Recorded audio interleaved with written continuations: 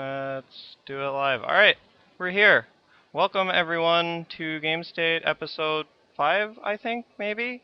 It is August the 20th, Monday, August the 20th, 2012, and this is the Game State. Sorry, I lost myself. Today we'll be talking about the World Magic Cup, which happened at Gen Con just this past weekend. And pretty much nothing else. It's going to be a pretty short show. We're going to talk about that pretty extensively. You may notice that Glenn Jones, one of our regular people, is off. He is in the mystical land of GlenCon, where hopefully he is meeting many other new and exciting Glens in Indianapolis. But we have the much esteemed and much loved Jarvis Yu here. So without further ado, I am your host, Adam Winner is you Ragsdale, and with me are Jarvis Yu. Jarvis, you want to say hello to the people at home?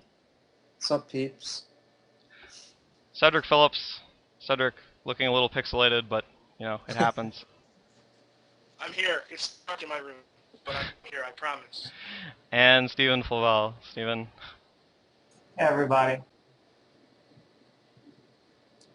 So, as I said, we're going to be talking almost exclusively about the World Magic Cup. We're going to do a quick rundown of what exactly happened at the World Magic Cup, because it is the first year that the World Magic Cup has been in existence, and it was, at least to me, a little bit confusing about what exactly was going on in that tournament. So, what occurred in the tournament itself was that rounds 1 to 3 were standard individual draft. So they did one pot of draft. Rounds 4 to 7 were individual standard. So that was all of day one. It was one draft pod and then 4 rounds of standard individually. And then the worst player on every team was cut and given a sort of thanks for coming coaching title. And in day 2, they did 3 rounds of team sealed and then 3 rounds of team constructed, and then cut to top 8. So that was the actual, there were 4 distinct formats for the tournament, and that was the structure of the event, for those who may not have been paying the closest attention. The event was won by Chinese Taipei over Puerto Rico, I believe, Yep. in 3 That's unique correct. formats. And it was sweet, I guess. But the first thing I want to talk about is how the World Magic Cup differs from the Worlds of old, because this is a pretty different tournament from Worlds used to be. So I'm going to go to Jarvis first, but my question is, do you think that the new tournament is better, different, or the same? Basically, it's sort of a broad question, but which It's tournament do you definitely. feel is better? I feel like the old Worlds is better, only because it was basically another pro tour for individual competitors, but now it's just for a bunch of teams. So like less people get to participate, and basically like they were forced to play one shitty format and two like okay formats essentially. Succinct as always, Jarvis. How we have missed you. Cedric, how do you feel about the differences between past worlds and present worlds? Well, now that Jarvis is here, and Glenn's much more talkative than Jarvis, so I get all this extra time talking shit now. I actually, I didn't mind the new format. It's pretty, what's the term I'm looking for? I guess, like, accepting is, I guess, the term I'll use, of, like, the first go-around there being, like, some psycho formats, some things not really running up the way that they should, I guess, or maybe the way things were intended, just because they were kind of trying some things out. They say I'm mad choppy. Yeah, But your sound is not good. not good. If I talk louder, is it Oh, working? yeah, that's actually a little better. Okay. I mean, overall, I think it was fine. I actually kind of like the new format more than the old format. I don't like that. I don't like the let's say an individual pro tour just for those teams because like those teams could have qualified for Pro Tour Return to Ravnica, where like a lot of other people didn't have the chance to.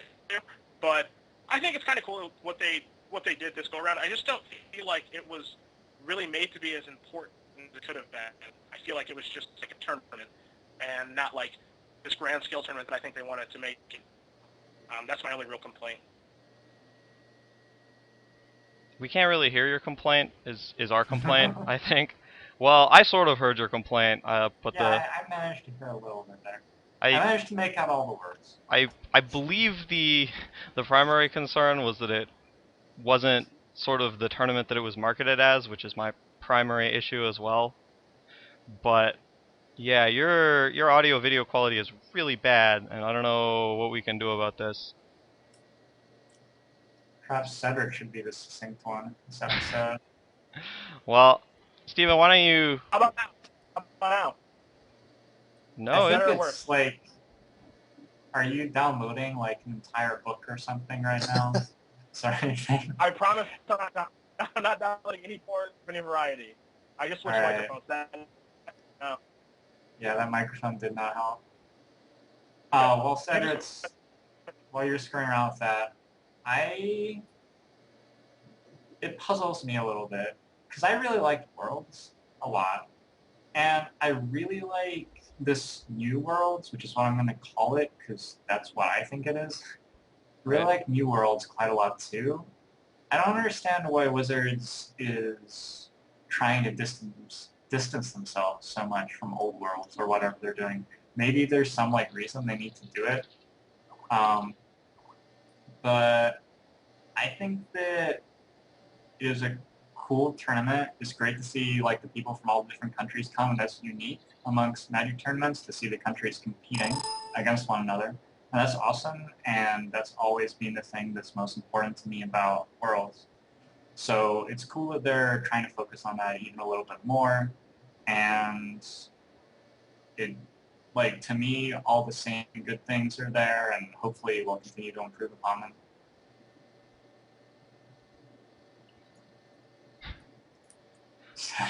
Cedric is All right, Cedric. intermittently Can you? dying and being sort of alive. Can you? Are you even there? Did you die? Hi, I'm here. Yeah. Can you you? hear me? Yeah, we can hear you a little better now. Can you give us the rundown of what you said previously? Absolutely. The only thing, like, I overall like the tournament just because I'm like pretty accepting of the fact that they are trying some new things out with this. So I understand that it's not going to be great the first go. I kind of like the formats because they just mixed it up with Team Constructed, Team Sealed. They just did a bunch of different things because I don't really feel like they had a good idea of what they wanted to do. So for the first go, it seemed like it was kind of cool just because they were trying some things. I think that it will be more like succinct for the next one, or at least it better be, or that's going to be really awkward.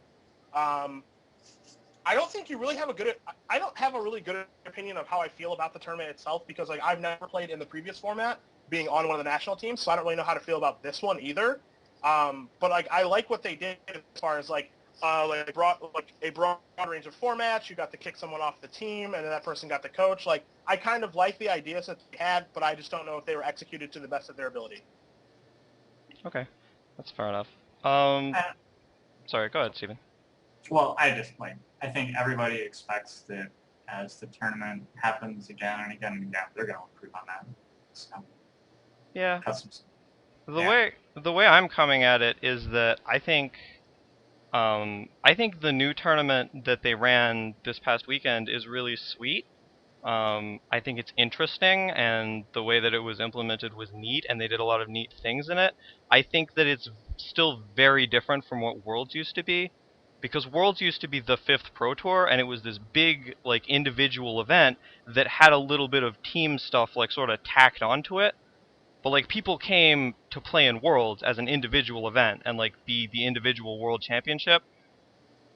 Or the individual world champion, sorry, and then they happen to be nationals members or national team members in addition to that, whereas this is like a neat team tournament where teams compete to be the best team, but there isn't like a big pro tour to be won. So it's just like a very, very different thing, and like it being introduced as the new worlds is kind of weird. Yeah, like it's like a complete cut from the old one. Like also they had it at Gen Con, which is kind of weird for a Wizards run event. Like it being there, I think kind of detracted from it, if that makes any sense. Really? I'm I interested. think so because like there's so many other things going on that like maybe there's not as much focus on that one thing as there could be. Like compared to the player champs that's going to happen next week, the entire focus is going to be on that, and that's going to be awesome. Alright, that's fair. I mean, I think Gen Con is pretty sweet. I don't know. I think there's enough like spectacle to go around, but I can see your point of view that like maybe we should, if it was held independently, more attention would be lavished on it. Is sort of the idea. Is that accurate, Jarvis? Yeah, I mean, the other thing that I wanted to say was like so now you can't really have like a world champion per se. You can only have a team like the best so-called team in the world. But like that's not even really an accurate statement, I feel, based on the way the formats broke down. Yeah.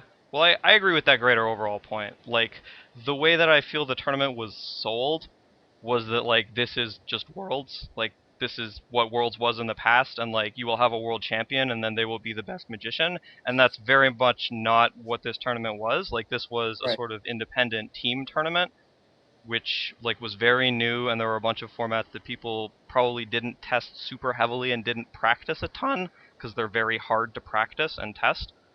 Uh, and then like some people won, and that's great, but it's not the same as like the what the previous tournament, which was a different tournament, was accomplishing. I So mean, yeah, just to me, it didn't feel very exciting. I mean, I like watching Magic coverage and whatever, but like, it just didn't feel exciting as like old Worlds to me. That's just a personal thing, I guess. I think it would be interesting to hear what a more casual player or even a viewer, if those exist, like non-player viewers, think about it. Because I can imagine people who have actually been to individual Pro Tours like sort of liking that aspect of Worlds.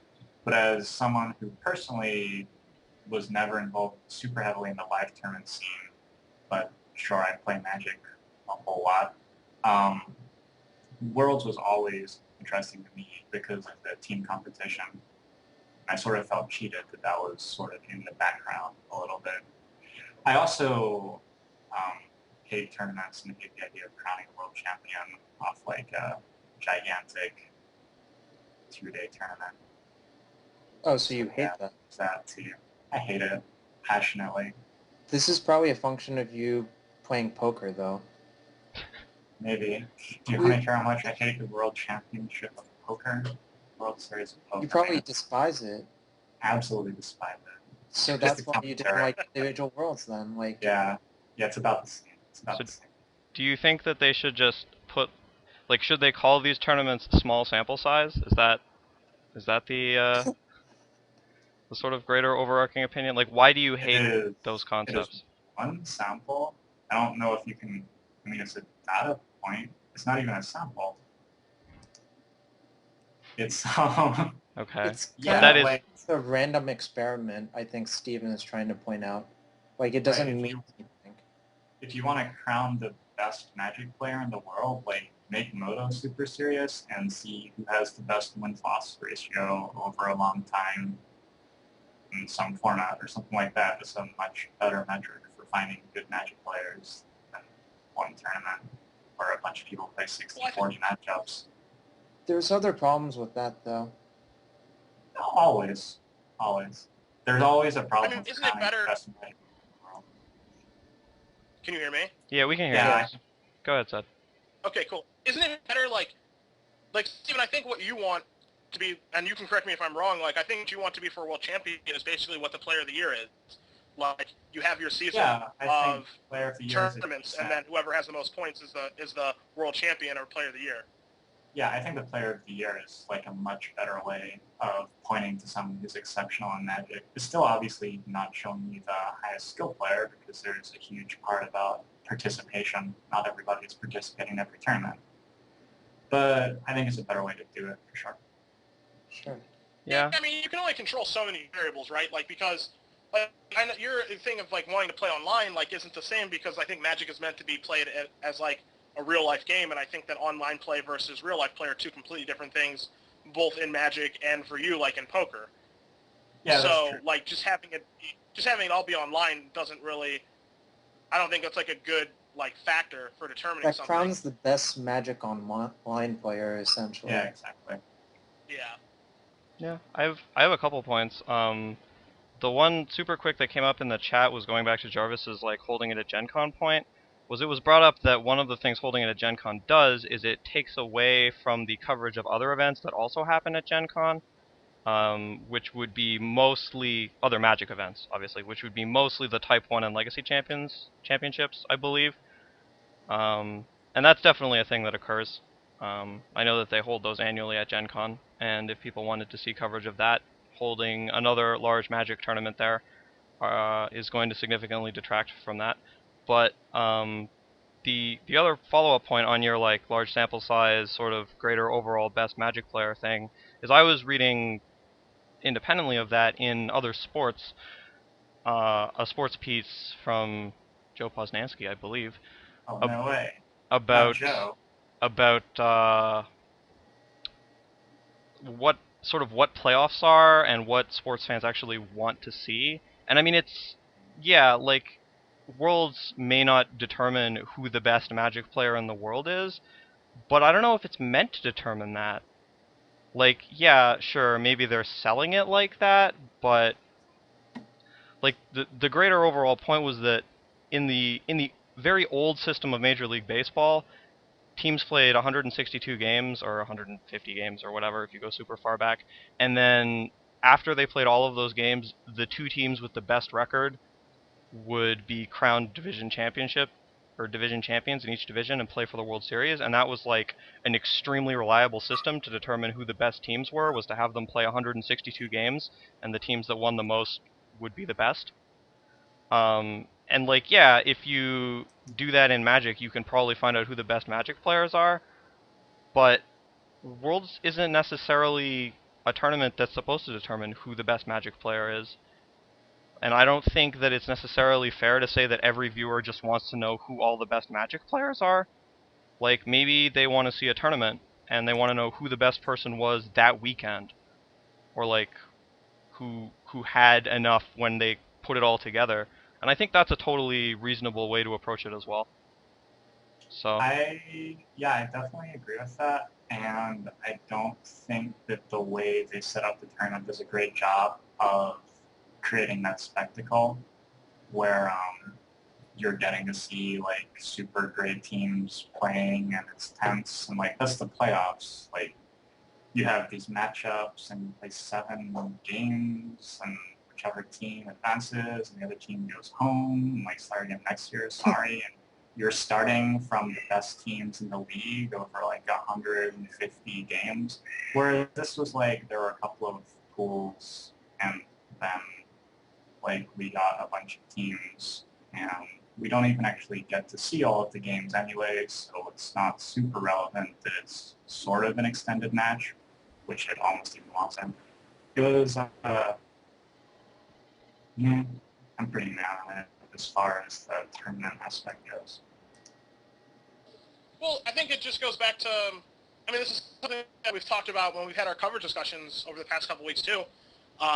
It just goes back to storyline building and what they're trying to accomplish coming into the tournament. Like, for any random person who's turning into this tournament, or even any of us who are super informed, like, what's the storyline coming into this tournament? Like, why do we have a reason to watch? You know, like, you're tuning in because you like Magic, but it's like the World Magic Cup, and like we know that like teams across the world are going to be there, and then like we don't really know much else. You know, we aren't really given like a good reason to really watch outside of our love for the game, and that we know, like, you know, Adam, you probably know some of the guys from Canada who are playing. I know Brian and I know Luis and the other two guys.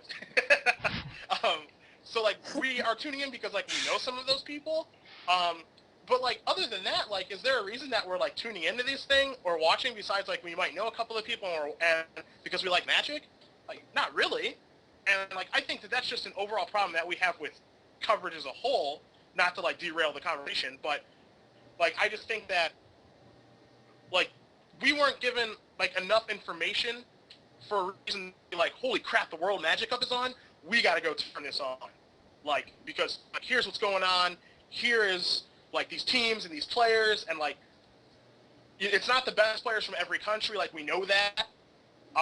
Like maybe that's what we need to fix. Is like it should be like the 3 or 4 best players from every country. But like, is there a fair way to determine that? I don't really know.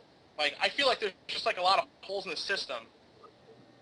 It's a huge problem that these teams are not actually like established Magic teams or anything. Like when you watch a team tournament, usually you're rooting for a team, and then when you just like throw together 4 people real quick, and then they play, like not only are you not invested in how the team does, you're like you may be sort of invested in the individuals, but who even knows what the team is, but also the team isn't operating as a team. They don't have like an overall like the Dodgers play like this, the Yankees play like this. They're just like these 4 guys, and it's much less. Yeah, there's much less character to it. I actually really like the winning team. They all seemed to like they sort of meshed pretty well. I felt as a team, and I sort of got a sense of this is how they play, this is how they function, and that was really cool. But it would be so much better if they played throughout the year. I actually got a chance to talk to Paul Rini, who was the white guy on that team. Funny story about him. He's actually from Baltimore, but he's been living in Taiwan for the last year or so. And what they said was, Taiwan's a very small like island, so they were able to practice a lot. I think IRL, which is a huge advantage compared to other countries, especially like the U.S. or whatever.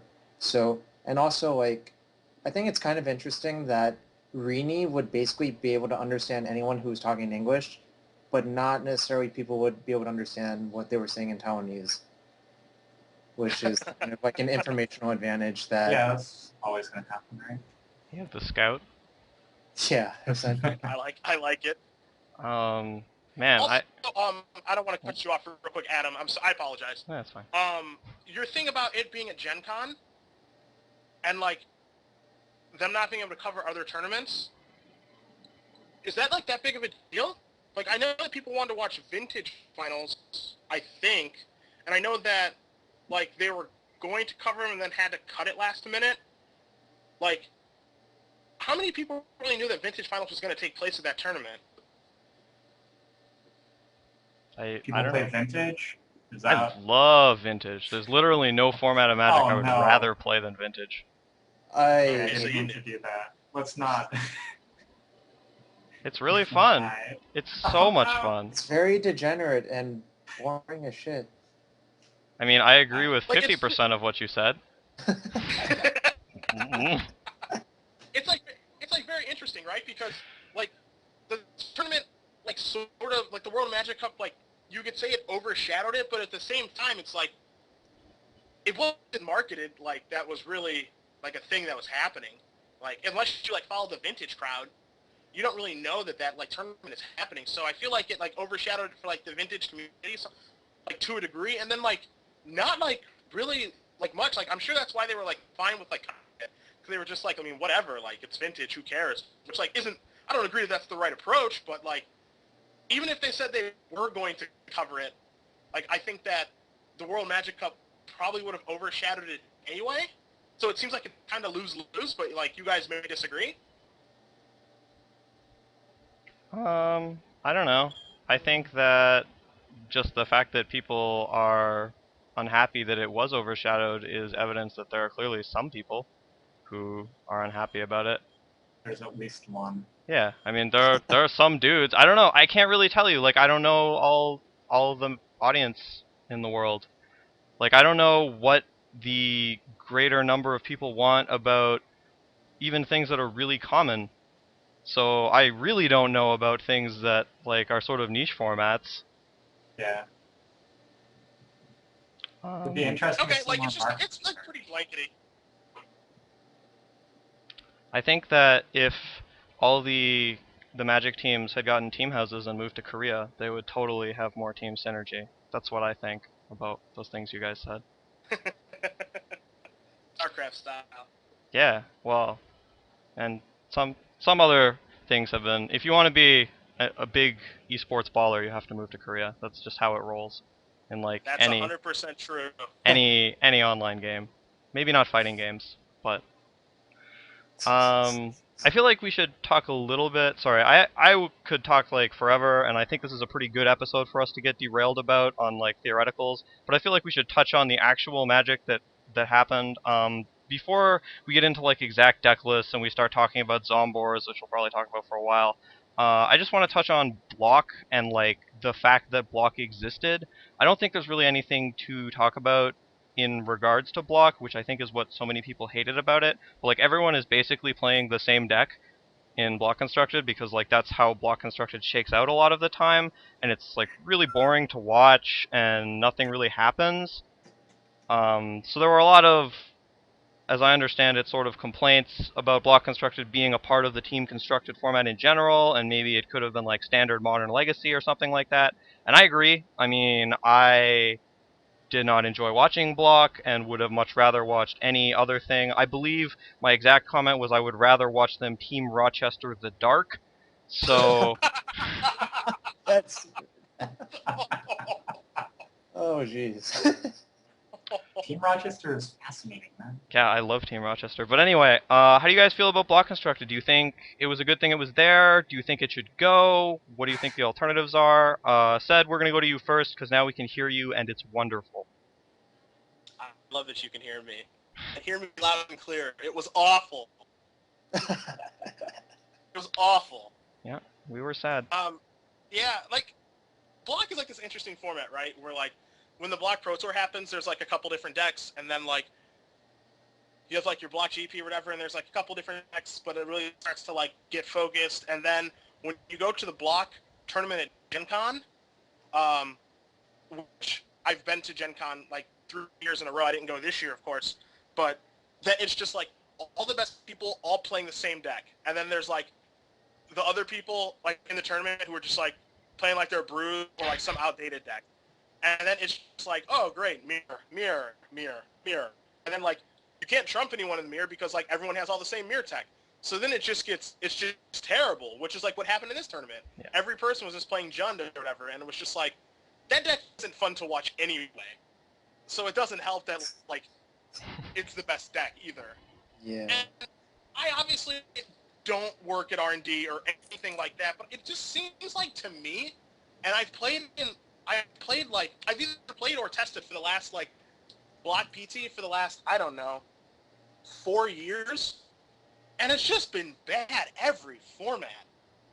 The last block format I can think of that was, like, pretty good, and I could very easily be wrong about this, was, like, Time Spiral block, when you got to play, like, Pickles or Teachings or like green-white or blue-green, or, like, Wild Pair Slivers, like, you had a lot of options there. Are you Stone making things up? Like, are you just making up deck names? Because I played that format, and like, what was the one with Slippers? Wild Pair Slivers was a deck for like a tournament or two. Oh, Slivers. I thought you said like slippers, like the things that go on your feet. And I was like, like, okay. yeah, Wild Pair Slipper. Yeah. Like, I don't know. Now it's just like, I mean, Lorwyn block wasn't terribly bad because, like, you got to play, like, Fairies and, like, Merfolk and some other, like, interesting decks, but it wasn't great because Fairies was very clearly the best deck.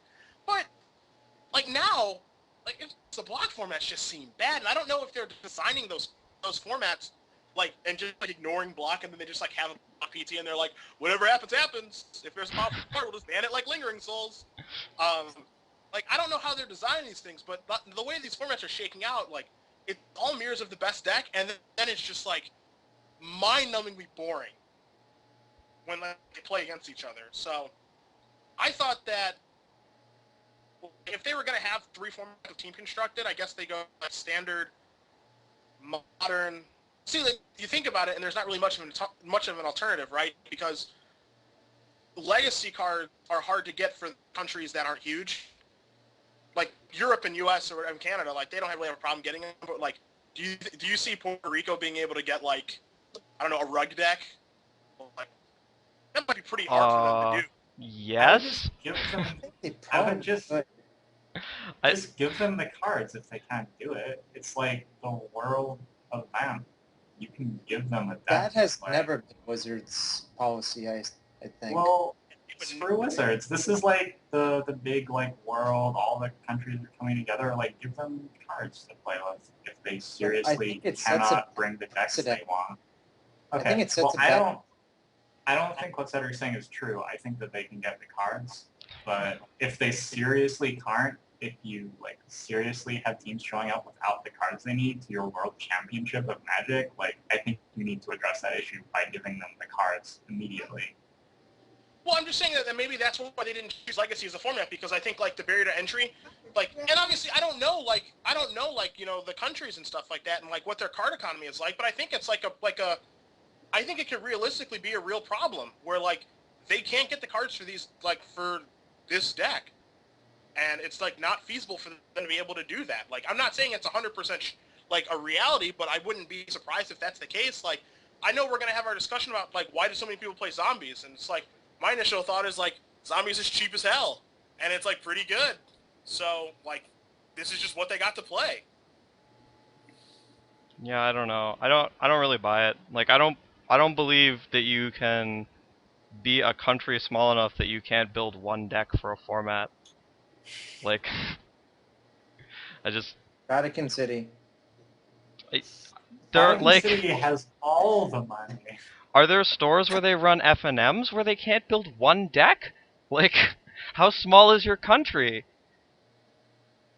I don't know. It's like it's a borderline Pro Tour. I don't feel like you can say, well, we can't play this format because people won't be able to build decks. It's hard playing Magic, man. Like, I don't That's know. why we need to see Prismatic back in the. Well, Oh, I'd like Jesus. nothing more, but I seriously don't think that they can't play Legacy because it's too hard to build decks. I don't think that can possibly be true. Yeah. What Um, about here's an idea. What about the idea that playing a certain format gives a particular country an advantage over other countries? Because we see legacy tournaments run all the time in the U.S. and I don't know how much they are actually run in certain other parts of the world. Whereas block formats, sure, like everybody's playing that. I don't really buy that argument. And here's why. Like, even if there's a lot of legacy tournaments run in the U.S., it doesn't mean the people on that team play it a lot. Or, for that matter, like, even like European teams might not necessarily play a lot of legacy, even though it's a pretty popular format in, Europe. Like, I mean, that's obviously legacy specific, and the card pool is so deep that you really have to play it a fair amount to know, like, all of the decks. Like, if someone went, like, Forest Wild Growth, like, the average person's not going to be able to put them on Enchantress there, I think. I would put them on Blue White Control. Forest Wildgrowth. I'd put them on Cuneo. Exactly. What? Blue White Control. He's Oh. Blue White Control splashing a forest and a wild growth.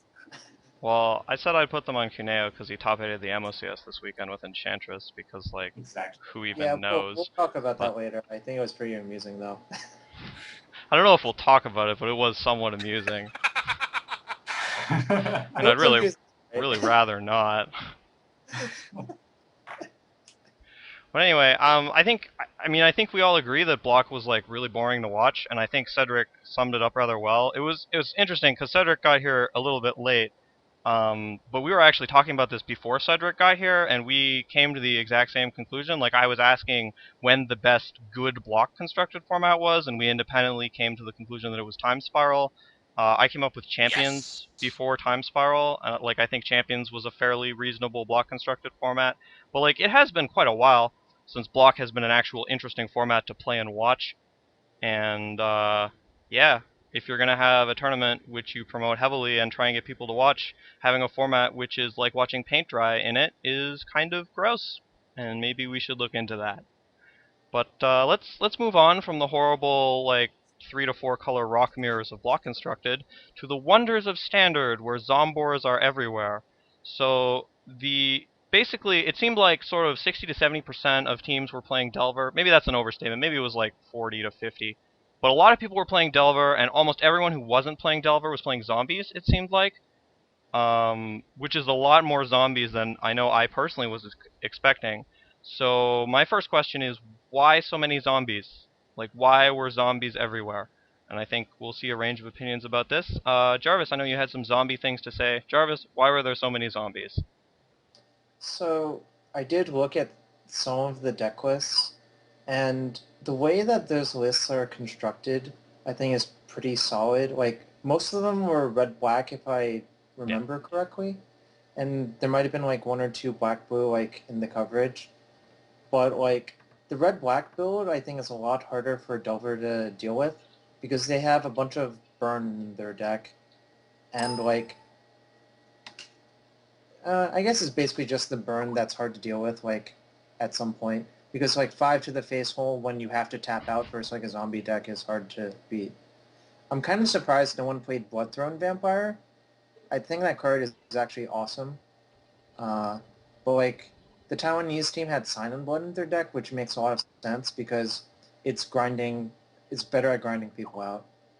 I really like Sign and Blood. It's like the 2-drop, it grinds people out, and you could potentially 2 them at the end of the game. It targets, right? Yeah, it targets. Yeah. You can, I like yeah, the you card. can just deal with them too. And draw 2 cards, friend. Ted, why were there so many zombies? Well, my card availability approach is not going to work here, so that one's been knocked out of the ballpark. It's been rejected. Yeah, horribly rejected. I think it... So, okay. We obviously live in... I'm going to go off on a nice one here. Hopefully this one sticks. So, we live in, like, the U.S., where there's, like, a lot of magic coverage. We have Star City, we have GatheringMagic.com, and you live in Toronto. You have, you know, Man in a Pride, and obviously access to all the United States websites and results. Yeah, we get the internet here. Yeah, it must be nice. So, in like different countries, like, do they have like tournament series like we have? Do they have like up-to-date, you know, like websites like Star City Games, like Gathering Magic, like all these informational Magic websites? Not saying they can't access ours, but like, do they have stuff like that for like their tournaments and stuff like that? Because, like, for us, we know what is happening every single week. You know, we have 7 million articles a day. You know, people writing about Delver, people writing about this. We have results to see like what the new deck is and that sort of thing. Whereas people in the countries may not have that, or if they do have that, like, what if Zombies is just winning all of their tournaments? And then they're like, well, Zombies is winning all the tournaments, so we're just going to play Zombies. So, I don't know, like, I don't know if every single person just looked at every SCG result, or, like, individual countries have, like, their own SCG. And then, like, they are, like, those websites are, like, pushing Zombies, promoting Zombies, that sort of thing. And then, like, if Zombies is what's winning Estonia and they bring, like, a zombie deck, then, like, that just makes sense to them. Whereas, like, we're sitting here, we're all just like, hey, man, like, we all play Delver in the U.S., so that's why we're playing Delver. Like, is that, like, a realistic thing or no? I think that's completely off base. Yeah, I mean, I think they can have a different metagame. I think they also have the internet in other countries, though. Well, So, I mean, like, I have the internet in other countries. I'm just saying, like, for example, this weekend, I tried to look up results for European Legacy tournaments because I was looking for, like, a European, like, what Europeans play in Legacy, because, like, I know their metagame is different than our metagame. I did not have the slightest idea where to look. I think it's easier to find the U.S. results because it's like so centralized on like Star City or whatever website, or even like mtgonline.com centralizes all of the Moto results. Like, it's just easier to find the stuff that we have. It's just like we don't know where to look for European Legacy because like we're not from Europe. Like, if you... Sure, so, like, go ahead. I think if you wanted to find it, like, in a more... Like, from what I understand, you didn't really give yourself much time to find those European deck lists. You could probably just, like, talk to people that you know from Europe and find it. I mean, I didn't give myself a bunch of time, but like, if I needed to go find an American necklace, it would take me approximately 2 seconds to find them. Yeah, because they're all centralized on Star City Games and like Daily MTG or whatever. And Well, I mean, I most think it's a matter of I know where to look for American deck lists, where like I don't know where to look for European deck lists. So like, what like can't it be the same for like Europeans know where to look for like their metagame in Europe and don't know where to look for American metagames or something like that? Like that just can't be a thing. it seems very unlikely just based on how much traffic Star City gets even from foreign countries. Like I just read in the chat like a bunch of guys from Germany are watching it like every week and so forth. So it seems like that they know about Star City like in great detail.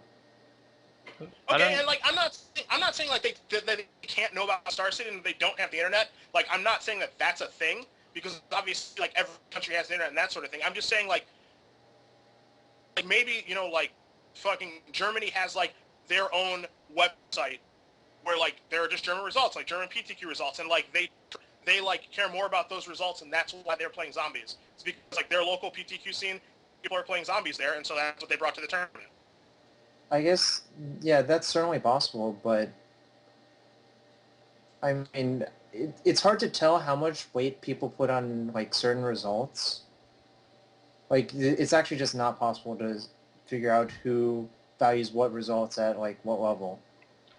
I think the most interesting thing here is that you seem to be asserting that the only reason there could possibly be a lot of zombie decks at this event is because people just like Stone don't have the information. Like, do you think that's the only reason there could be a lot of zombie decks? Like, do you think the deck is that bad? Because I don't. No, I mean, that's not what I think. That's not what I think at all. It's like in this is the example I'll give. In Europe, everyone was playing Maverick. Like everyone was playing Maverick in Europe, and no one was playing Maverick over here. And then like if you're like in Europe, Maverick is just a commonly well-known deck, and we didn't know it existed over here, even though we have all of this fucking coverage. And then Maverick destroyed a Euro GP, and we're like, what the hell is this green-white fucking bear deck? Why are people playing this? Turbo Bear. And then we like look at the Turbo Bear deck, and we're like, that deck is fucking stupid. Why are the Euros so dumb? And now everyone over here is playing Maverick. And it's like, why didn't we know about that? Like, why weren't we respecting the deck or anything? It sounds like what you're actually saying is that the other countries have more information than us because living in the U.S., we don't even know where Estonia is necessarily. Whereas I do. Looked it up on a map. Whereas someone in another country with a smaller Magic scene is obviously going to have their local scene, which they're tapped into, where people are playing different decks and building new tech, and they also very easily access the information that we have in the States. Like, it's real easy to find out what people in the U.S. are doing.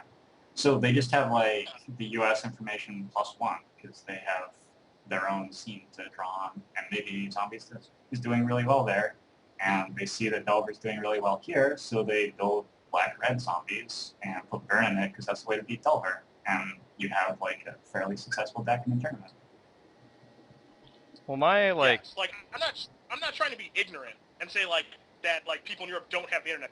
That's not what I'm trying to do here. And like I may have worded it poorly at the beginning, but like Steven, you are much more eloquent than I, and I think what you just said is what I'm trying to say. Yeah, I thought so too. Got your back. The other option is that like every single team had a Cedric on it. And Cedric is not going to play the best deck. So there's no way he plays the best block deck, so you can't put him block. Okay. Right? Right. And for Modern, like, there's no way he's playing a Delver deck. Zero chance. So you can't really put him in Modern either. Like, there are maybe some options, but it's tough. So, like, I think you're stuck with Zombies in Standard. Or Infect. It's another possibility. What would you have played if you were on Team USA, Cedric? I'm curious. In what format? I like how you're backhandedly making fun of me, by the way. But go ahead, what format? There's nothing back.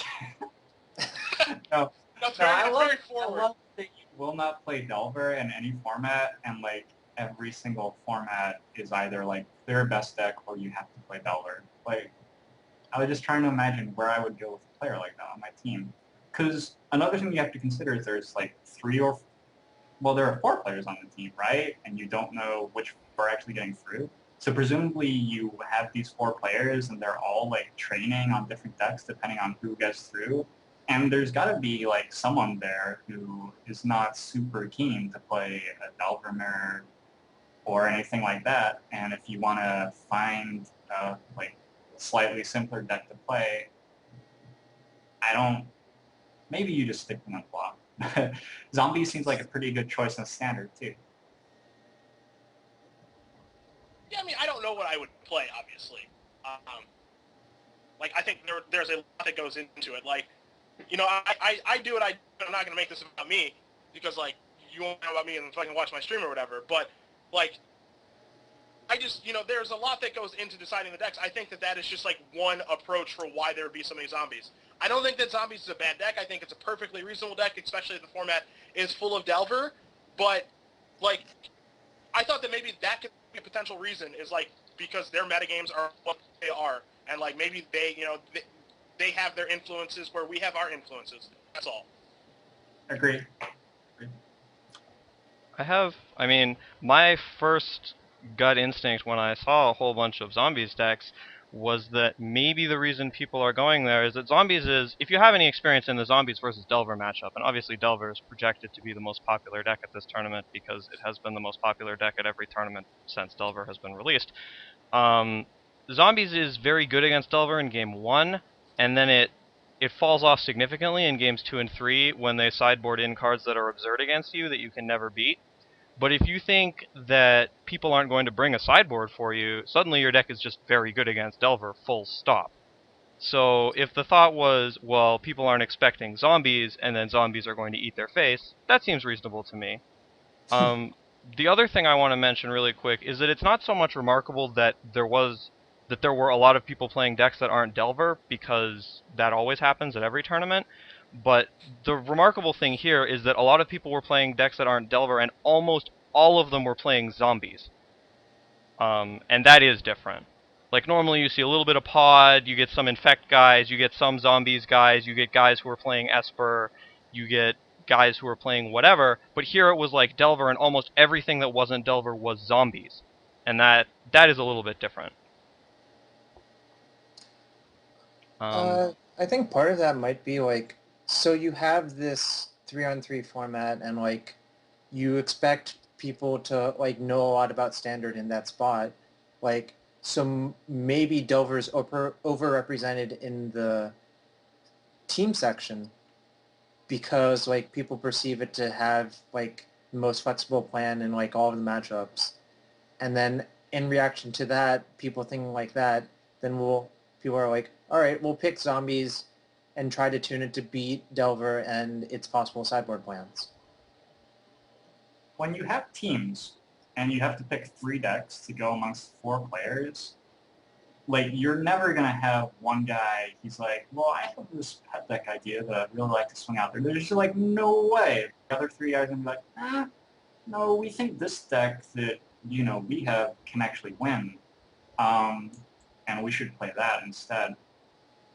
So I think that, like, you're going to see the best deck much, much, much more often at a team-constructed format than one like individuals are just picking whatever deck they want. Because even if you have a crazy guy who wants to play a super sweet brew, like, the rest of the team is just going to play the standard thing and put him in a different format where he plays the normal deck. Yeah, if people are, like, following that line of reasoning, playing a deck that beats Delver seems, like, amazingly good. I think I was kind of trying to say that, but I didn't say it as well as you did. God, I'm on fire. Dominate. All right. Can't all be Steven. I feel like we've given zombies all the zombies. Do you want to talk a little bit about Sign in Blood? I don't think we mentioned Sign in Blood, but there was... We I mentioned did it briefly. Did we? I think it's good at, like, it's good in your bad matchups, essentially, I think, is what it comes down to. Like, control decks that are trying to grind you out, so you just want to draw 2 and, like, try to fight back that way. Okay. I just thought that was the most interesting part of the zombies decks, other than the fact that they existed, so I wanted to make sure. I think only one of the zombies decks had that card, and that was the Taiwanese squad. But it's interesting and potentially good, so it deserves being talked about. It's very strange to me that more people haven't made that adaptation, actually. like we all know that like Highborn Ghoul's like real bad, and like Butcher Ghoul's like comically bad. And But what then Bloodthrone like Vampire? Sign and Blood was. I mean, Bloodthrow Vampire is fine. I haven't like played games with it personally, so like I understand like what it would do and like why it would be good. But like I remember Vampires like a little while ago played like 4 Sign and Bloods, and it like wasn't really even like a question. They just played it, and like now that it's reprinted and it seems like it's pretty helpful for Delver because I mean for zombies so they don't have a 2, and it gives them a little extended reach and it helps them find their best card messenger. Like it's kind of surprising that people weren't playing it, Yeah. and now people are. I think it just takes a while because people forgot the card existed, and it takes a while to fix the deck to put it in. Too many cards. Standard. Too many cards. Well, they keep making all these big sets with other big sets behind them. How are we supposed to keep track of that, man? It's too tough. Yeah. I don't believe that because the problem for the zombies deck forever has been that it doesn't have a 2-drop. And I don't feel like hundreds of people were staring at the black cards with converted mana cost 2, and like they find Mortar Pod in the artifact section. They're like, well, we can swing this one, and like they couldn't find Sign and Blood. It was it's double black, so it's like in a slightly different place in the list. Maybe didn't get that far yet. You think that the deck that was playing literal grizzly bears in the 2 slot would be looking hard enough to find those? All right, that's fair. Oh, Patrick. All right. Well, I feel like we've zombied sufficiently. We can talk a little bit quickly about Delver. I was happy to see people moving back towards Invisible Stalker because I think that makes a lot of sense if you're going to play a million instants in Runechanter's Pike. Like that's just a card that kills people when you're playing 18 lands and you can actually cast it, as opposed to like things that cost 4+, which you can't cast reliably on 18 lands, and then you put the Pike on it and they die. So there are a lot of Delver decks, and they almost all seem to be sort of low versions with Pike and low land counts and stuff like that. There was a sort of interesting blue-green Delver deck that I know people have been picking up. Have any of you guys seen that, played with or against it? Do you have opinions on Quirion Dryad Delver? I do. Yes. Alright, well tell me about Quirion Dryad Delver. I'll let Sed go first. Alright, Sed, you get to go first. Quirion Dryad Delver. God, this isn't fair because Jarvis is just gonna shoot down everything I say. I've been set up. I've been set up. All right. Well, here's the thing. Europeans don't have internet, so.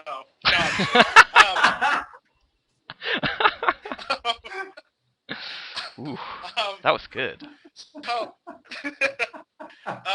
here's the thing.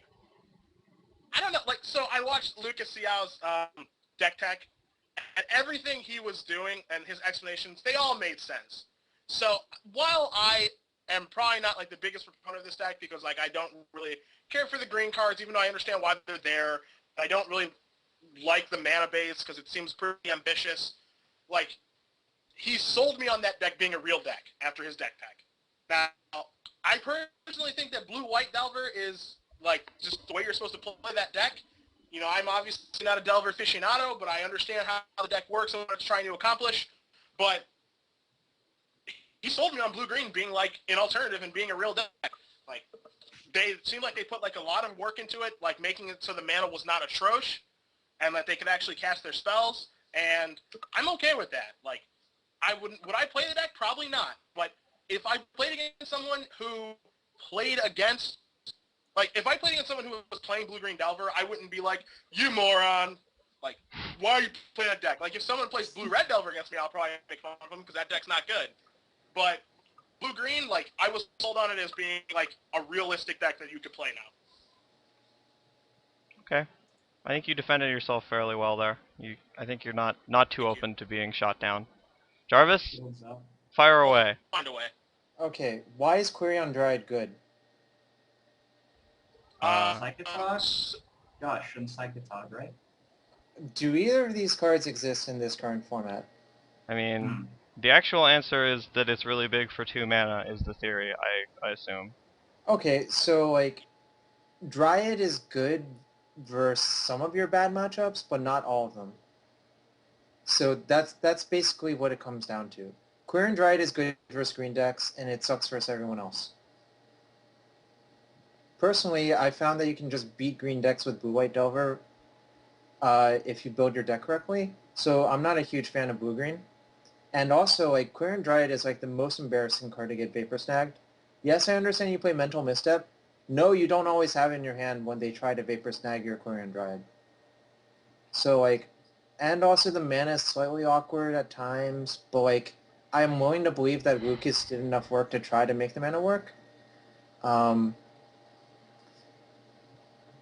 Like, I'm pretty sure he played, like, probably 50 plus games with it to make sure the mana worked. But I think overall, like, blue-green is just inferior to blue-white if you build your deck correctly. You can beat green decks with Sword of Feast and Famine if you want to. It's just that everyone's so inbred and just plays Sword of War and Peace or Runechanter's Spike. Steven? Well, let me ask you this. Oh, not Steven. Ooh, I'm sorry. That's fine. Only- This is a quick hitter for Jarvis. Yeah. This is a quick hitter for Jarvis and Steven, since you guys are Delver aficionados. So, like, I agree with your point, Jarvis, that, like, it's pretty embarrassing in the mirror and you have to have misstep. If you're choosing to play blue-green Delver, do you have to pair up your Dryads with, like, 4 missteps in your deck? Like, does that just have to be a thing for it to work? Like, 4 is probably Yeah. not the right number because it's kind of an awkward draw at some points in the game where you're trying to fight over, like, Geist of Saint Draft instead.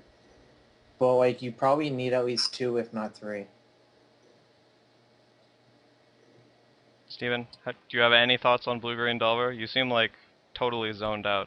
Do you hate that deck? Has it No, driven I'm you looking away? at the list. Like, the list is just like absorbing my soul. It's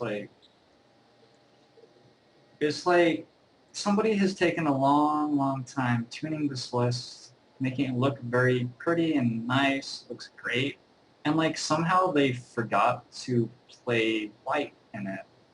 Like, I don't quite understand. Bing Luke, I feel like Bing Luke once told Cedric that the way that he chose decks he could play correctly instead of playing the best deck was like compressing all of his mistakes for an entire tournament into deck selection. Yeah, that was... I feel like this guy has... Was that you? No, that was Oh. Bing, but that was one of my Yeah. favorite lines that anyone has delivered at any point while we have been producing the show. That was like before we started numbering the episodes, like several months back. I don't know if you guys can find it on the internet somewhere, but we may need to dig it up and turn it into a highlight or something, because that was wonderful. Yeah. It was pretty good. I feel like there's a little bit of this going on even before the tournament starts. Like, he's compressed all of his mistakes in deck building into like color selection. It's like just like sort of hurts my brain. I don't know. It's like there's a great plan to this deck and does all these awesome things, and it is not aware that white is a color. I don't... Well, I do know that Lucas played a bunch of blue-white Delver. I think he probably just wasn't expecting that much of the Delver Mirror, which is a strange conclusion to reach. How would you I don't. reach that? I feel like I don't... I feel like a lot of people drew that conclusion, right? Oh, actually, no. Never mind. Take that back. Ignore that. That was dumb. No, I Because think... people played zombies because they thought Delver was going to be there. I think they actually have a fairly reasonable plan in the Delver Mirror. I don't think that deck is insane, but I don't think it's as bad as you're making it sound. Like, I think their No, plan... I don't think I it's. think it's a really good deck, and this guy could make a sweet blue-white Delver deck, and he forgot. I mean, I don't think it's a bad deck. I just don't think it's as good as blue-white. I think their I want plan to in... hear Adam. Adam, go. I think their plan in the Mirror is they just have 4 caverns, and then they have Thragtusk and Talrand, and they just, like, go big on you, and then they cast them, and you die. So, like, I think that's a totally... Like, yeah, Quirion Dryad sucks in the Mirror, but you sideboard them out, and then you don't have Quirion Dryads in your deck. Like, I don't know. Like, I don't think the deck is insane, but I don't think... I don't think it's, like... He obviously doesn't know that there are white cards, because I think he obviously does know there are white cards, so... Right, obviously that point was not 100% serious. Only like 95. Okay, but we keep saying it. We've said it like 4 times, like... Say it again. Steven was trolling slightly. you understand what I'm actually saying, right? Like, this guy's done an awesome job of deck building, and I feel like if he built a blue-white Delver deck, it would be really awesome. He could have great creative ideas that responded to the format really well, and it would be a better deck than his blue-green deck. I think that you're right. He has, like, great plans for different matchups and stuff. I just think that blue-white Delver has better plans available to it. So I think to argue for playing this deck, you have to, like, think that it has a better matchup against something that's a large part of the metagame, or think that people are going to play wrong against it because they're not used to it. And that might be like a very viable reason to play it. Like, maybe people don't realize that you're taking out a Korean Dryad or something like that. Probably, I don't know, Gut Shot probably gets pretty bad against you post-board, and maybe people leave them in because they're like 4 Korean Dryad, like Gut Shot you. And maybe you just get free game ones all the time. I don't know, but I don't think that this is a deck that's going to like overtake Blue-White Delver as the dominant deck in the format or anything. I think it's a totally viable option. Yeah, I think it's a totally viable option, which is worse. Just for the record, Todd Anderson was playing 2 Misstep and 3 Tower End in main deck in his last build of this deck. Yeah, that sounds about right. Which I mean, makes a lot more sense. Well, like, did Lucas have that many Tower Ends in his deck? Yeah, Lucas had 3 Tower End main and 2 Missteps main. Okay, maybe it's not as bad as I thought, but I still think it's worse than Blue-White. Sure. I mean, it's flexible. I don't know. I think they have reasonable plans, and their deck is fine. I think the Quirion Dryad, like, sort of overshadows the rest of the cards in the deck, whereas the rest of the cards are actually much more important than the Quirion Dryad. Like, Yeah, the Quirion Dryad looks big and exciting, and you're like, look, I made a 2-mana 7/7, but it's actually not that much about the Quirion Dryad, I don't think. well, then How you're do like, you... I don't know how this deck beats Runeshiner's Pike. He had Naturalize in the board, but I think the short answer is he doesn't. Sleep you? Maybe we sleep you. Eh, Sleep maybe. is particularly great in the mirror. If you put the Stalker, if it's Stalker Pike, he's probably like pretty dead. But I mean, it's also a problem that he could, fix. I think pretty easily. Anyway. Well, Adam, the list I see here has no Naturalize or anything, and it only has 1 sword in the board, and like equipment is huge in the Delver as far as I can remember. So. Yeah, it's alright. Adam, Yes, sir. can I ask you a question really quick? I hope so. You Is said it... that Sorry. you said that Quirion Dryad is like the flashy part of the deck, but probably not the most important part, or whatever. Yeah, Just a minute ago. sure.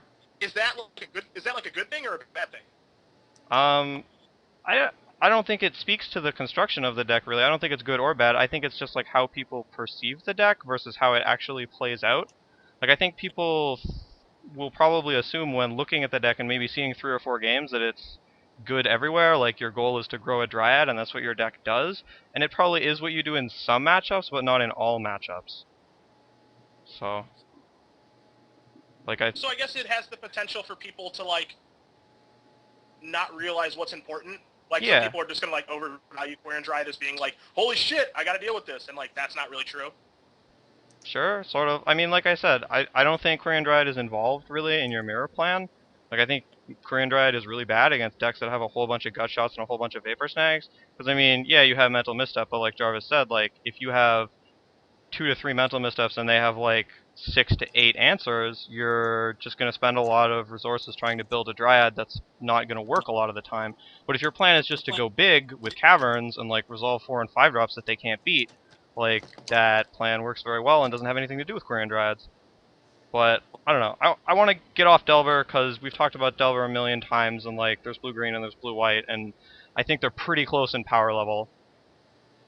I want to talk a little bit about the existence of the team formats, unless anyone has anything fascinating to say in closing on Standard.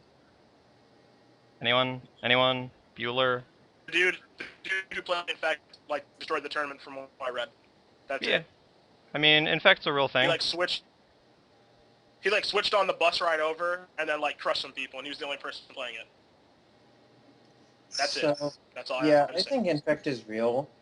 Just that most of the people who play it like IRL just don't have a brain. or the internet. Yeah, I mean That's like traditionally been the case for infect decks. Actually, I feel like that's true in a lot of formats. well, it's true of a lot of like really tiny go low aggro decks where people are just like, well, Zoo can't be good because everyone playing Zoo has brain damage, and like sometimes it's true that everyone playing Zoo has brain damage, but it's not true that Zoo can't be good, and like that happens with Infect a lot as well. But yeah, I mean, we talked about Infect the last couple of weeks and like where it was good and where it isn't good, so I don't think it's like super news at this point that you can do well with an Infect deck. But yeah, the dude did well. Like he poisoned some people, he made them sick. Can we talk about Team Sealed and Team Constructed? Because I really love me some Team Sealed. Me too. I think this Team Constructed is interesting. The one point I want to make is that this Team Constructed is very different from the Team Constructed they tried in the past. I don't know if any other like Magic dinosaurs remember, but they tried like a Pro Tour in a Team Constructed format where you had to play 3 decks in the same format and couldn't share cards, and like that is way worse than what they're doing now. So, like there's a big difference there. So we need to stay away from that horrible thing they did before and stay with this thing where it's just like, yeah, there's 3 people and they happen to be playing Constructed next to each other and they're talking. Does anyone disagree? Like, did you think the old Team Constructed was better? Anyone? I like the new Team Constructed better. I did not enjoy playing old Team Constructed at all. Well, At all. it's wrong to compare it to the old Team Constructed. You're supposed to compare it to like the Team Constructed at Old Worlds, Okay, that's fair. which is like this is basically the same thing except they switched formats around. Well, I was led there because they have the same name, but yeah, that's totally Sure, reasonable. but- right. Yeah. But Team Sealed, I know that Cedric said he thought it was like the best competitive format, full stop. Is that what you think? Are you willing to support such a bold statement? Sorry, I sort of put you on the spot, but do Well, you still feel that way? Adam, you know me. I'm not a man for bold statements. That's not me. You wanna That's back not- off that? That's not who I am. So, no, I actually, Team Sealed is without a doubt my favorite format. I also think I think it's the best format. Like, there are arguments to be made for, like Rochester Draft, Team Rochester Draft or whatever. But like, I don't think that, I don't think that playing Team Rochester Draft, like me coming over to your place and be like, yo man, brought some friends over, let's Rochester, is a thing. Where I think that if I come over and like, yo, we're going to do some Team Sealed, you want to battle? And you're like, yeah, let's do it. I think like that's a big selling point on the format. And I also just think like the team camaraderie and building decks and just everything about it just makes it the best format. I don't even think it's particularly close either. Alright. Jarvis, what do you think? Do you think that's reasonable? I've actually never gotten to play it, so I Oh. don't have great input onto this. Really? Yeah. And that's Wow. why Jarvis is like, God. You're I mean, gonna play play- it though soon, right?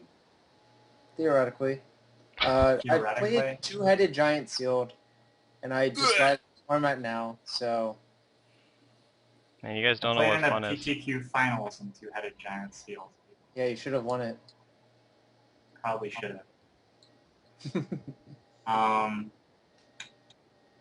I absolutely love Team Sealed. It like reminds me passionately of my childhood because I played in a Team Sealed back when I was like 15 or 16 with a very famous internet troll and a friend from high school. And we were Team Savage Beats, and we like brought beats from the market with us and like scrawled angry faces in them and used them for like counters and stuff. And it was just like the most fun I've ever had playing Magic by far. I usually don't actually enjoy Magic terribly much when I'm playing in a tournament, like at an actual convention center or anything. But when I'm there with friends and we're doing sweet stuff as well, it just becomes like a whole different experience, and it's so cool. So cool. Yeah. I actually agree with Cedric's point. I think Team Sealed is a very good competitive format, but I also think like perhaps equally or more relevant, it's a very good format for making stories and or enjoying yourself, because it's a lot easier to have sort of memorable moments when you have three dudes like playing together socially that you know and whose company you enjoy, as opposed to when you're in the tank against someone who you think is retarded, which is normally like what's happening when you're playing a game of Magic competitively. Like you're watching your opponent play and you're like, oh, what an idiot, I wouldn't have done that. I'm losing to this Instead, you're moron. watching your teammate play. You're Yeah, you're like, oh, what? what an idiot! But you know this guy and you have to drive home with him, so no, I it's think my best stories for Magic are without a doubt Team Sealed stories. yeah. I mean, Like- Team Sealed is I a wonderful experience for all involved. Can we have some of your Team Sealed stories? I mean, I'm curious now. I mean, I'll tell just like a quick one. Grand Prix Washington D.C. I think I was 18, so like 2004. I had just top 8 in my Grand Prix. So I thought I was just hot shit, and the people in Ohio knew the truth. No one would team with me. So at my local store, there was this guy who came up to the store. We used to play. We used to play Type 2 win-a-box tournaments, $5 entry at a store where I grew up, and like 33 people would come every week. It was just a huge deal around Ohio, and one week this guy came who we had never seen before, and we knew every face in the store, especially me, because like I won him a good amount of the time. And this guy came in, he would say nothing to anyone, and he just destroyed everyone with zombie bidding, and like lost in the top 4. And he was like a really nice guy, and we're like, who the hell are you, and how are you invading our store? Because it was like a big deal if someone invades our store and like takes our box from us. And so I was like, man, like, you're pretty good. You want to, like, go to team GP? And he's like, sure. And then some dude who had a van wanted to team with me. And he's, like, one of my good friends from Ohio, but, like, he's very bad. But, like, I had no one else. So I teamed with him. And we go and whatever. And we get our steel decks. Our steel decks are fantastic. And this guy who was playing the zombie bidding deck, his name is Matt Westfall. He's one of my best friends in the world. He's qualified for some Pro Tours and Moneydom, whatever. You guys probably have no idea who he is. I've never seen him play a limited game in my life. And when we're building our decks, he's just taking over. And he's just like, I'm doing this. Like, I know what's going on. And I'm like, hold on a minute, man. Do you know who the fuck I am? Like, this isn't going to happen. And he's just like, yeah, get off your high horse. I'm going to help us build the decks. And we're going to give the guy with the fan the 2 locks in on Warhammers and see if he can win with them. Which he couldn't.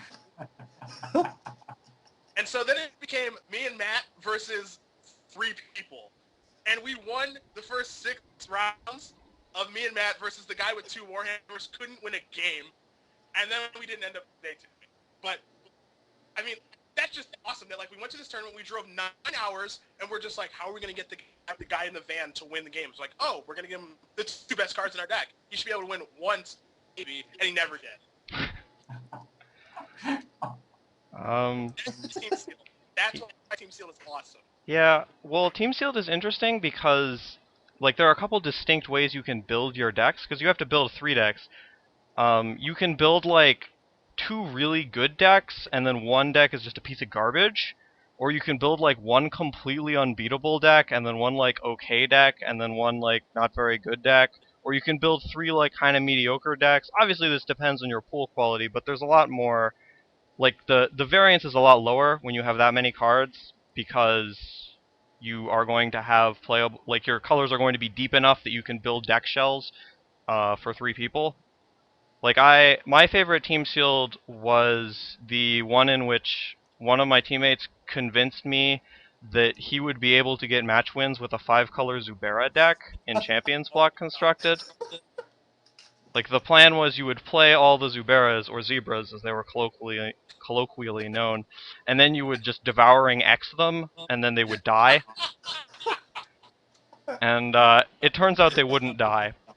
So, Oh, really? yeah. That's how it turns out. But yeah, you get to do fun things like that in Team Sealed, and that's why it's a great format. Oh, God, that's amazing. Turns out they did not die. Oh, yeah, and at that was at a PTQ in the Toronto area, and that was the one where where Rich Hohen, Mark Herberholz, and Sam Gomersall, I think all of whom had like recently top-aided Pro Tours, or maybe Rich hasn't, because I don't think, but like Herberholz had won a Pro Tour and Gomersall had won a Pro Tour, I think, and they just made it into top 4 and then signed their match slip wrong, and like unmade it into top 4. What? Like, I don't know if you guys have ever had this experience, but if you like win the match but sign it the wrong way, like as you losing, like you put the 1 and the 2 in the wrong box and then sign it and give it to a judge, you're done. Like, Yeah, that's game. they're not fixing it. Yeah. So yeah, that was the thing that happened. What a beating. Yeah, and it was in like the complete middle of nowhere too. It was pretty funny. But yeah, Team Sealed, it's fun and it makes for fun stories. Is there anything else we want to talk about the World Magic Cup? I mean, there was Modern. I felt like Modern was also sort of Delver-centric, although there were a couple... I mean, there were a bunch of other decks that also showed up. Does anyone have any fascinating Modern anecdotes? Stories? No. Information? I really liked the blue-white deck that the winning team was running. I don't know. We're running longish, so I don't know how many minutes you want to hear me talking about why. I mean, if you have interesting things to say, I will take them. Okay, I don't know how interesting they are. But, like, my feeling with Modern is that the Delver decks are the best decks, and you can build them to either be low and kill people a lot but not really have a good second plan, or you can build them to have a fairly good second plan, but you're not actually that powerful of focus strategy, and you don't actually have that great matchup against the good decks. So when I was playing Delver, I was trying to work out a way to get it higher, get it to a point where I was capable of just consistently winning a long game, because it wasn't that hard to get there. And I couldn't work out a great way to do it. I was playing Rug, and it just wasn't quite there. It's definitely closer than Red, Blue, White, but it's still not quite there. And this blue-white deck just seems like it does that really well. It's got like all the Restoration Angels, all the Snapcaster Mages, all the stuff. I think it can handle the super low decks still. I really like it. Yeah, I really like it. Played a few matches with the deck. It seems like the real deal. So, like, it cut Delver. How do you feel about that, Steven? I'm okay with that. Like, Delver of Secrets has never been the card that's made me love, like, blue-based tempo decks. But, yeah, this is a format I think where it pays to go high, Modern, because the low decks just, you sort of have to build them so low that they don't work anymore. Step Lengths, I think, is, like, just a card in itself that represents that. Like, you are having to put a 0/1 1-drop into your deck, which doesn't do anything if you draw it in the mid-game. So when you have to build low decks that low, I think that it's better to be trying to go high. And Delver, it's obviously a good card, but if you're trying to go high, you don't want Delver that much. Zed, do you have any Modern thoughts? Truthfully, not really. There's nothing that really shocked or surprised me from this tournament. I think Modern is pretty well set format. I mean, this deck is just, basically the equivalent of this deck existing to me is like when Delver was taking over, then Sam Black built blue-white mid-range, like with no Delvers. That's basically the equivalent of this deck existing to me. Not to say that's a bad thing or that the deck is bad. It's just like a natural progression that I've already seen take place. So it doesn't do anything. It doesn't do anything to me to like ooh and ah me. I think that Modern is a pretty well set format at this point. There aren't any really new decks. I don't think there are going to be any real new decks until Return to Ravnica gets released. So to me, the format's a little bit stagnant. Kind of sucks because I think, like, realistically, and it's going to say this more than anyone will know here, that, like, if you're not playing a Delver deck, you probably aren't going to be winning the tournament. Like, either Rug or Blue, White, Red. Like, if you're not playing a deck like that, or, I mean, even, like, this mid-range deck without Delvers, if you're not playing a deck like that, I think you're, like, handicapping yourself to win, like, to not win the tournament. which sucks. But I would Next time. honestly, I would call the blue-white deck like Delver, except it's pre-bordered for like every matchup in the format because it seems like in just about every matchup in the format you want to take the Delvers out. Hmm. Well, this is. I mean, I would describe this deck as the successor to that blue-white Squadron Hawk deck that Heiso Desu played Oh. like forever ago, right? In Modern. yeah, that actually makes sense. Like that's what that is to me. I don't think this one has Squadron Hawks anymore, but it's You don't need them. like very similar other than that. So that's where I think where it's coming from. Yeah, I agree with you. That's a really good analogy, actually. Anyway, I think we've jawed for a while. Hopefully we've gotten pretty much everything. I know there's some talk in chat about something Martel did on his stream regarding whether someone was shuffling sufficiently or not, but we haven't seen it enough to talk about it, unfortunately, so we're not going to. I mean, them's the breaks.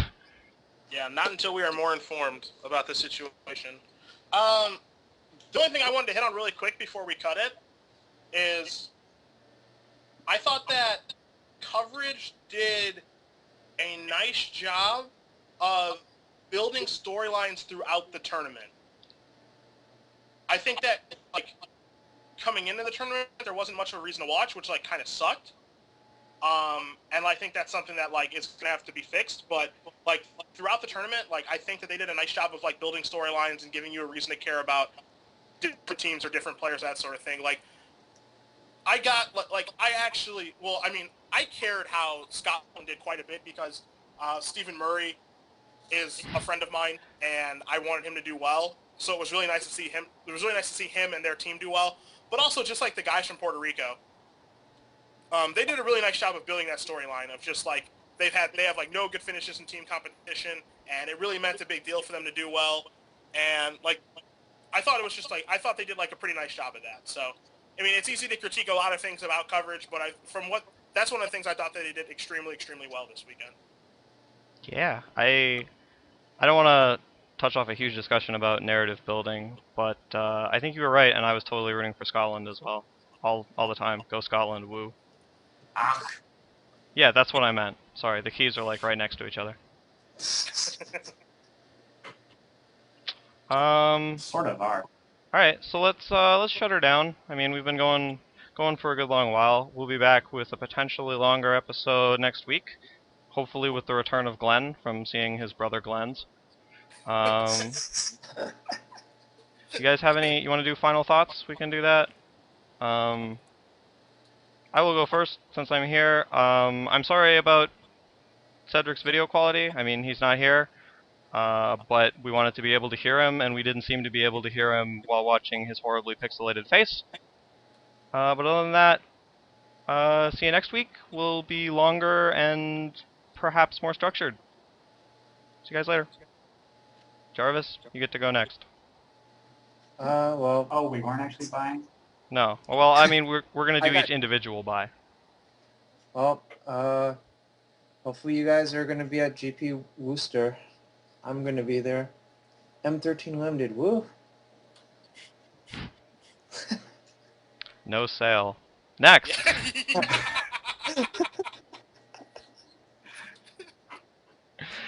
Steven, you have anything? I enjoyed doing the show today. Thanks for tuning in, guys. Great to see all the stuff in the chat. I thought a lot of you had really good points, and like I tried to actually incorporate some of your points into the stuff I was saying. So thanks for that. And yeah, I look forward to. Don't forget about white. I look forward to seeing you next week.